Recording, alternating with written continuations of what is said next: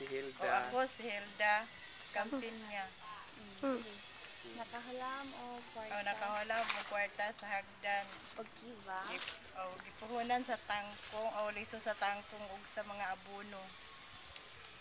Apa? Ganon. Yung saan mo paggamit ang kwarta na? Ang paggamit mo sa kwarta, gipalit na mo sa urea nga vitamin sa utan. Di mo na siya motambok og dili butangan. Og vitamins. Dili siya motambok kung dili. Dili butambok niwang. Mm. Nya, ang seedling sa tangkong mahal man 280 man ang kilo.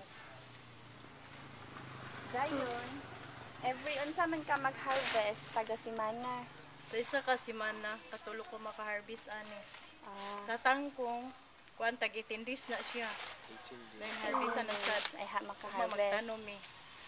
So, unsa may natabang sa kiva Sa o kiva sa o sa hagdan kuan. sa imuhang Pag kuan panginabuhian? ako sa hagdan, ay ako nakatanom ani kay wa man ko'y ipunan. Ah, okay. Nakatabang gid ang hagdan sa mua kay kung wala ang hagdan, di man may makapalit og kanang abono. Unsa man imuhang mastorya sa kiva lenders ug sa hagdan nga nagtabang sa imuhang panginabuhian?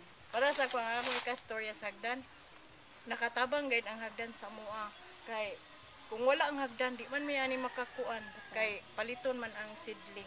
Then, pasalamat Salamat din lang. kasi. Daghang kayong salamat sa hagdan O sa kiva lenders. Og sa Kiva Lenders. o sa Kiva Lender. Salamat. Salamat kayo. Okay. Salamat.